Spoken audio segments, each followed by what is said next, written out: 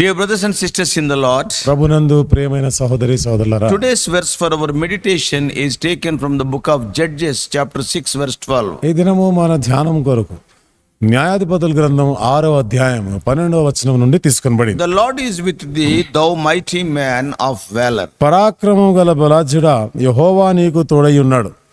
When we study the spiritual journey of Israelites during the period of Judges, ఇశ్రాయేలీయుల యొక్క ఆత్మీయమైనటువంటి ప్రయాణం అంటే ఈ న్యాయాధిపతుల కాలంలో వారి ప్రయాణాన్ని మనం ఆలోచన చేస్తే it seems to be almost cyclic.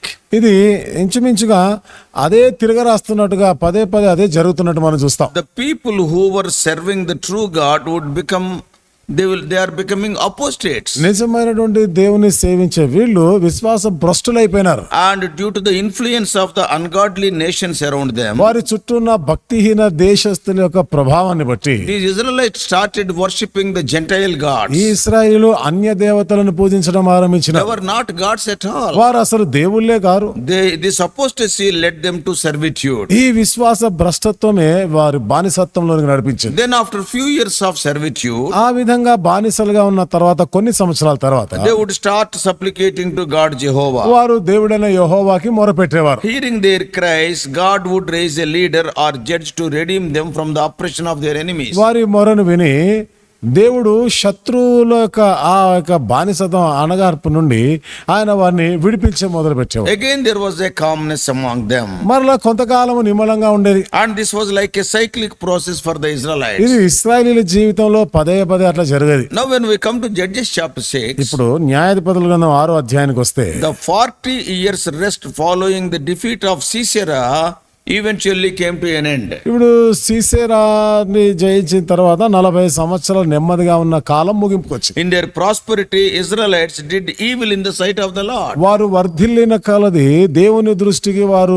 చెడు చేసినారు. So God delivered them into the hands of the Midianites. అప్పుడు దేవుడు మిద్యానీయుల చేతికి అప్పగించినాడు. God brought Israel into bondage through the oppression of the Midianites. ఇప్పుడు దేవుడు ఇశ్రాయేలుని ఈ మిద్యానీయులు అనగదొక్కగా వారి చెరలో పంపించాడు. This was a glaring example of God's grace and mercy to Israel because the oppression would make them turn back to God. ఇది ఇశ్రాయేలీయుల పక్షంగా దేవుని యొక్క కృప కనికరం చూపింది. ఎందుకంటే మిద్యానీయులు అనగదొక్కినప్పుడు వాళ్ళు దేవుని వైపు మళ్ళుకున్నారు. Sometimes when we go astray, కొన్నిసార్లు మనం దేవునికి దూరమైనప్పుడు God allows difficulties in our lives to turn us unto himself. దేవుడు మరలా మనల్ని తన యొద్దకు తిప్పడానికి కష్టాలను అనుమతిస్తాడు. Those difficulties are for our good only. ఆ కష్టాలు మన మేలు కొరకే. It could have been worse if God had just left them like that. ఒకవేళ దేవుడు వారిని వదిలిపెట్టుంటే మరింత దౌర్భాగ్యమైన పరిస్థితి దిగజారేవారు. Due to the oppression of ఈ Midianites, మిద్యానీయులు వారిని అనగదొక్కిన కారణం బట్టి Israelites were totally humiliated. ఇశ్రాయేలీయులు వాళ్ళు ఎంతో హీన దశలోనికి పోయినారు. The children of Israel made for themselves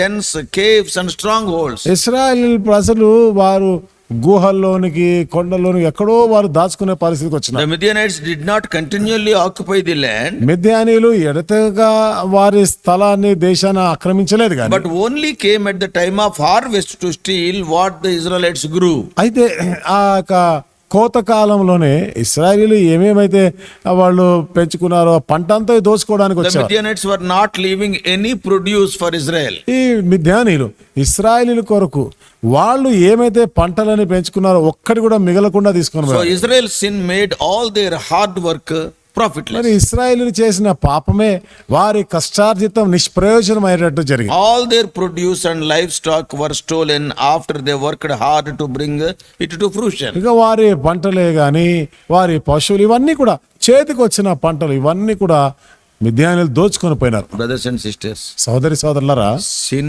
does this. పాపము ఇలాంటి పని చేస్తుంది. It robs us of our hard work and final blessings. మన కష్టార్జితము మనకు రావాల్సిన అంతిమంగా రావాల్సిన ఆశీర్వాదాలను దొంగిలిస్తుంది. Never forget this truth. ఈ సత్యాన్ని ఎన్నడూ మర్చిపోవద్దు. There are many accomplished men who lose everything in life because they won't stop their sin. ఎంతో మంది చూడండి, వారు పాపము చేయడము మానడం లేని కారణాన్ని బట్టి సాధించిన సంపాదన అంతా పోగొట్టుకున్నారు. I know some of the men of God. నాకు కొంతమంది దైవజనులు తెలిసిన I వాళ్ళు am not blaming them. ఇప్పుడు నేను వాళ్ళ మీద ఏ నిరారోపణ చేయడం By లేదు. seeing their lives, only to exhort my own life to be careful, I am telling. వారి జీవితాలను చూస్తూ నా సొంత జీవితాన్ని ఎంత జాగ్రత్తగా కాపాడుకోవాలని దానికే చెప్తున్నా. I am not at all saying even a single word against them. కానీ వాళ్ళకి విరోధంగా నేను ఒక్క మాటని చెప్పడం They లేదు. worked a lot for God. వాళ్ళు దేవుని కొరకు ఎంతగానో ప్రయాసపడ్డవారు. But some sin they could not live in their. అయితే ఏదో పాపం వారి జీవితంలో వారు విడిచిపెట్టలేకపోయినా, Let it be pride, గర్వం కావచ్చు, or let it be some fleshly desire, లేదా శరీరాశ లేదా కావచ్చు, maybe something like the lust of money,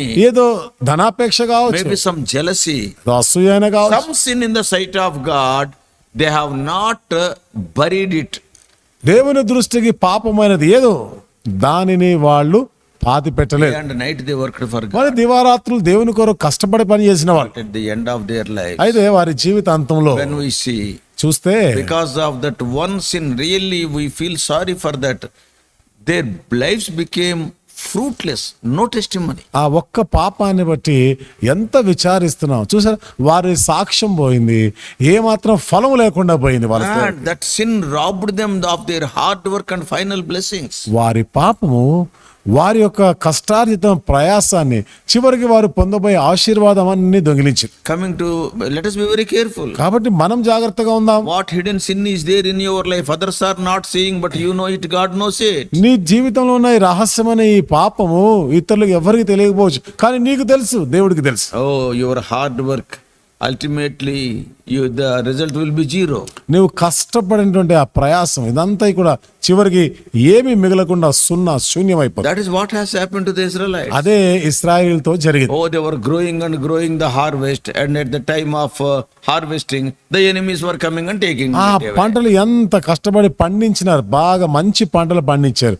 ఆ పరిపక్వత వచ్చి కోతకాలం వచ్చేసరికి శత్రువు ఎత్తుకొని పోయాడు. After the long season of humiliation, fruitless labor, poverty, and domination by the oppressive power of Midianites, and finally Israelites cried unto the Lord in prayer. సుదీర్ఘ కాలము వారు పాపం చేసి అనగదొరక్కబడి వారు ఎంతో హీనపరచబడిన దిశ అయిన తర్వాత ఇక వారు దేవుణ్ణి బ్రతిమాలుతున్నారు, మొరపెడుతున్నారు. Actually, they have to pray in the beginning. వాస్తవంగా ఆరంభంలోనే వాళ్ళు ప్రార్థన చేయవలసింది. They used prayer as the last resort instead of their first resort. అయితే ఈ ప్రార్థనని మొదటిగా చేయవలసిన ఈ ప్రార్థన ఆఖరు ప్రయత్నంగా కనీసం ప్రార్థన అయినా చేద్దాం అనే స్థితికి వచ్చినారు. Then an unnamed prophet came and exhorted the people of Israel. అప్పుడు పేరు తెలియనటువంటి ఒక ప్రవక్త వచ్చినాడు, ఇశ్రాయేలీయులను హెచ్చరించినాడు. Later, ఆ తర్వాత the angel of the Lord came and sat under the terebinth tree.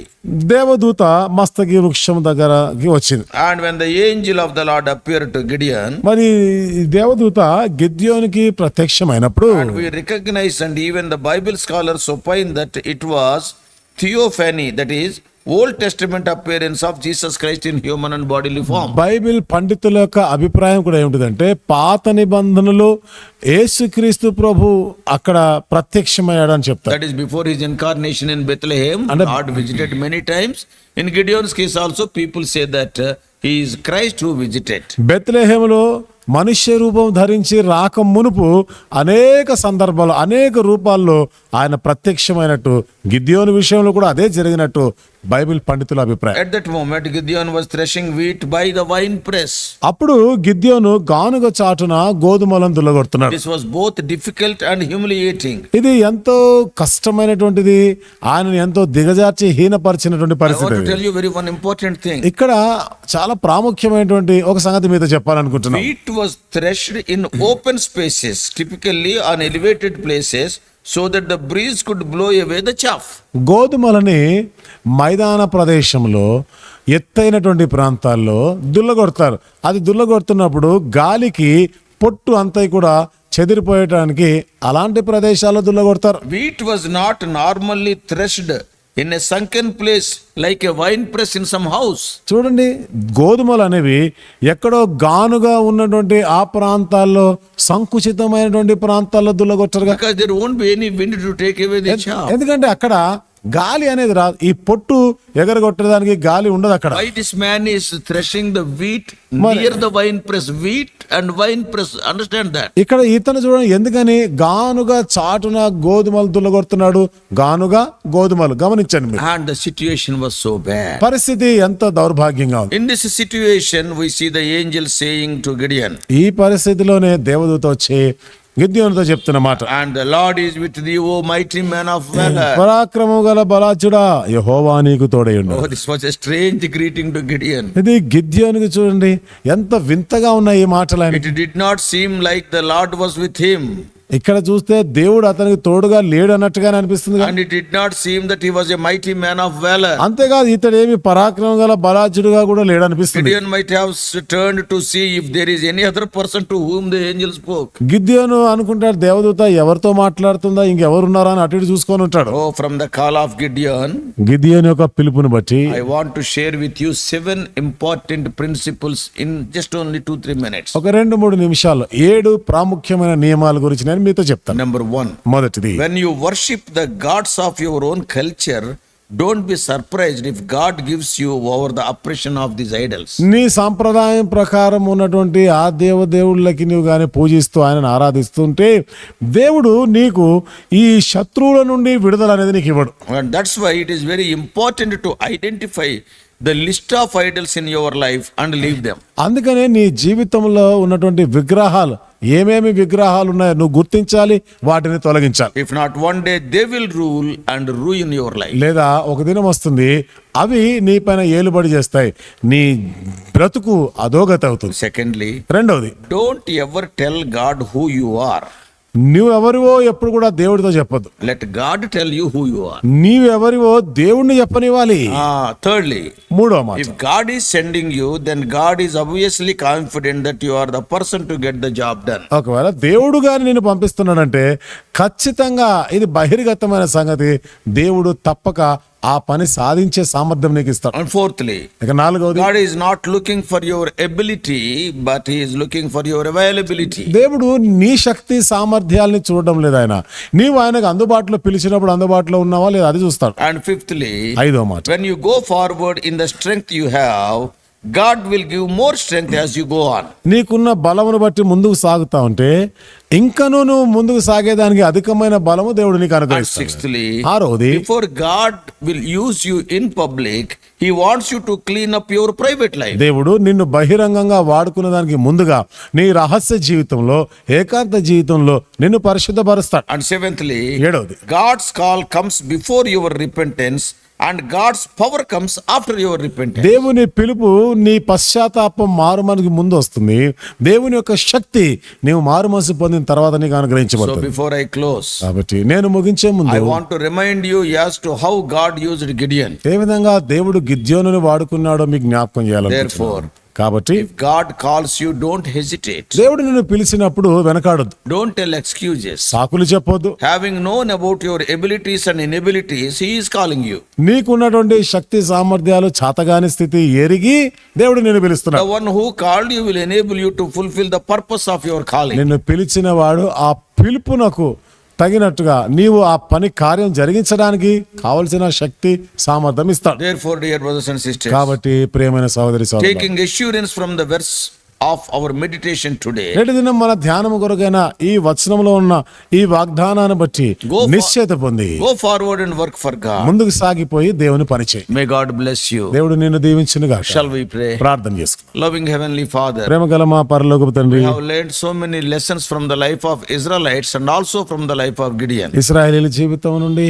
గిద్యోని జీవితం నుండి కూడా అనేకమైన పాఠములు నేర్చుకుంటున్నాం. Lord, many times some secret subtle sins, 1 or 2 sins in our lives, they will completely eat away the fruit what we are bearing. ప్రభా అనేక పర్యాయములు రహస్యమైనటువంటి పాపములు, ప్రభా మరుగుగా ఉన్నటువంటి పాపములు, ప్రభా మేము ఎంతో కష్టపడి ప్రభా మేము సంపాదించిన ఫలమంతా కూడా తినివేస్తున్నాయి, దొంగిలిస్తున్నాయి. Help us to clean up our lives. దేవా మా జీవితాలని మేము ప్రభా కడిగి వేసుకున్న శుభ్రంగా ఉంచుకునే దానికి సహాయం చేయి. And when you call us, help us not to tell any excuses. దేవా నీవు మమ్మల్ని పిలిచినప్పుడు ఏ సాకులు చెప్పకుందుము గాక. Knowing fully about our tomorrow and future, you are calling us. దేవా మా భవిష్యత్తు ఎరిగిన రేపు ఏమి సంభవిస్తుంది ఎరిగిన వాడే మమ్మల్ని పిలుస్తున్నాం. You know our abilities and inabilities. మాకున్నటువంటి శక్తి, మాకున్నటువంటి చాతగాని పరిస్థితులు అన్ని ఎరిగిన వాడు. But you desire our availability. అయితే ప్రభా మేము అందుబాటులో ఉండాలని మీరు ఆశిస్తున్నారు. The dear ones who are hearing this message, ఈ వర్తమానం వించిన మా ప్రియులైన వారు they may be like Gideons, but having so much